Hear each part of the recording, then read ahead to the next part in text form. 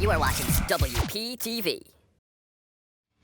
Hello and welcome back to the desk. We have Steven, Mark, Anthony, and Jimmy here to break down the biggest news from the MLB, starting with the highly anticipated World Series. And fellas, World Series is going probably as everyone expected. The Nationals are up 2-0 on the Astros. Steven, take us through Game 2. What'd you see there? Well, Dante, let's head over to Houston for Game 2, which the Nationals have been pulling the upset recently. Justin Verlander on the hill, top of the first, in some trouble. Anthony Rendon, 2-run double off the scoreboard. Trey Turner and Juan Soto come around to score. They get to Verlander nice and early. But hold on 1 second. Alex Bregman is going to say, hold my beer. Alex Bregman says, hello, I deserve AL MVP. He hits a 2-run shot, and that's going to tie the game in the bottom of the first. Justin Verlander, Strasburg tagged up early.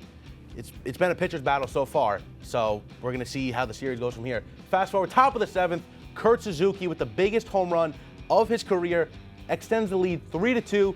That would knock Verlander out of the game. And Kurt Suzuki, man, what a play for him. Now, bottom same inning, Howie Kendrick ground ball. Alex Bregman can't make the play. And the Gold Glover, unfortunately, has an error there. Asdrubal Cabrera hops in the party in the same inning with a 2-run single. That'll extend the lead 6-2. Ryan Zimmerman, Alex Bregman, can he make the play this time?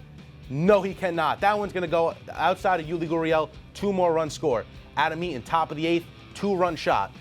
Lead extends 10-2. What is happening to the Astros? I don't know, but it's nice to see as a Yankee fan. Asdrubal Cabrera again, another single, another run is going to come around to score. 11-2 Nationals. And then Michael Taylor says, let me put the icing on the cake.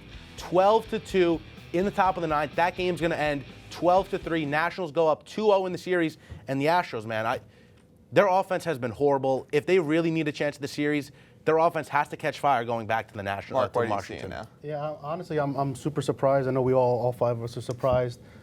You would think top 2 Cy Young voters, they'd give you some life, but man, it's been surprising. But these guys have been, the Nationals, they've been hot. So, I mean, they're 8-0 in those blue uniforms. I expect them to go 9-0 today. I mean, it's gonna be a tough series for them to come back, for the Astros to come back. So. Well, you look at Juan Soto, and he's been anchoring that offense, but I got to give credit to the bullpen. This bullpen was thought to be terrible, but you look at Daniel Hudson, Sean Doolittle, 3 earned runs in 15 2/3 innings. Those 2 guys in that bullpen have anchored that pitching staff along with Scherzer, Corbin, and Strasburg. I expect that to continue going forward. Jimmy, what are you seeing? Well, if you look at the Astros this whole postseason, they haven't necessarily been playing any different besides their pitching really has decided to not show up now. Against the Yankees, the offense was nowhere to be found, but their pitching performed so well that they were able to win the series anyway, and they were able to get the timely hits. The Nationals are just exposing them, and they're just taking care of business right now. This series might already be over. What's interesting, there's a couple big names in this series that might be on the market for free agency. Who, Jimmy, out of the bigger free agents, Anthony Rendon and Garrett Cole, who do you see getting more attention this offseason? I mean, Rendon's a very nice name. I wouldn't be too mad about that, but you gotta go with Garrett Cole. I mean, you look at the numbers. This postseason, despite the bad start in Game 1, he still got a 1.82 ERA. His record's 3-1, 38 strikeouts, only 9 walks, 3 home runs allowed. That was pretty much his only problem during the regular season, was giving up home runs. He never let rallies start. He never let guys get back-to-back hits and back-to-back base runners. He would just take care of the business. He would mow down these guys. Garrett Cole would be the perfect fit for a team that Achilles heel year in and year out always seems to be their starting pitching. Anthony?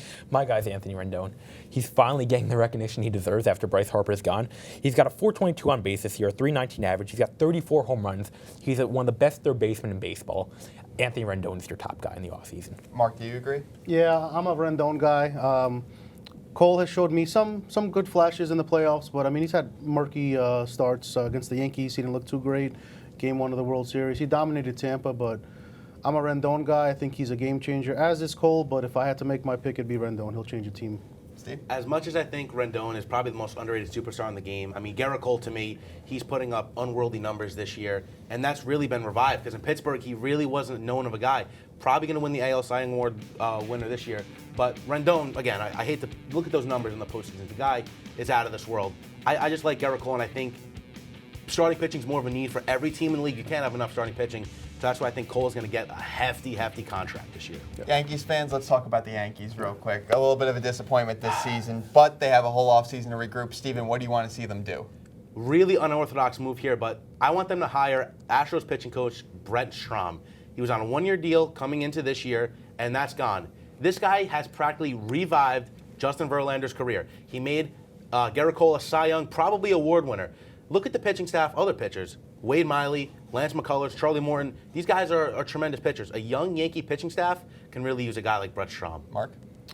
This is going to hurt me to say this as a Yankee fan because he filled in so well for Jeter, but we got to move on from Didi.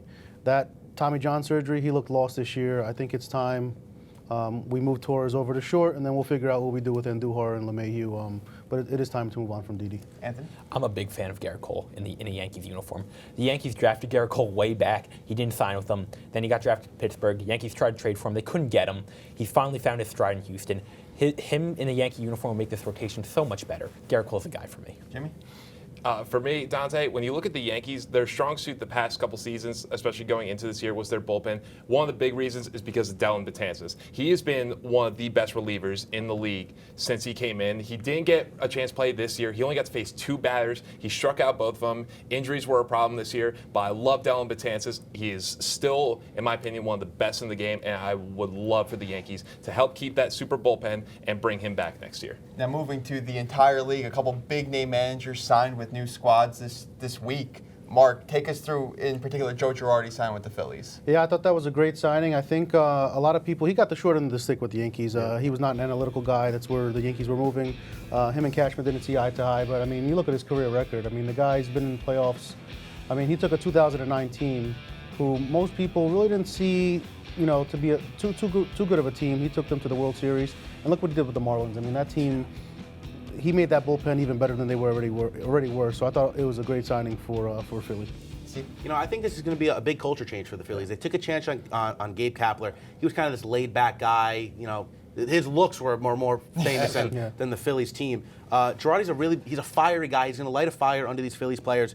And this Phillies team, they're kind of almost ready to compete. And I think Girardi, best signing for me of all managers. To the other coast now, Joe Maddon signing with the Angels. Jimmy, what do you see from him? I think this is a very good move from the Angels. Say what you want about Joe Maddon, but where he goes, the teams become winners. You look at the Tampa Bay Rays, he went there and they went to the World Series. Okay, you look at his career numbers, he's got over 1,000 career wins, 67, I don't believe that's playoff appearances, but games that he played in the playoffs. That's okay. 32 wins and a World Series win for a team that was going through a pretty rough stretch when it comes to championships. He's a winner. He knows what you got to do in order to succeed. And it's certainly going to be interesting to see what both teams do in the coming season, but we have a whole offseason to deal with for that. That's all the time we have on the diamond, but we'll head down to the hardwood as the NBA crew is here right after this.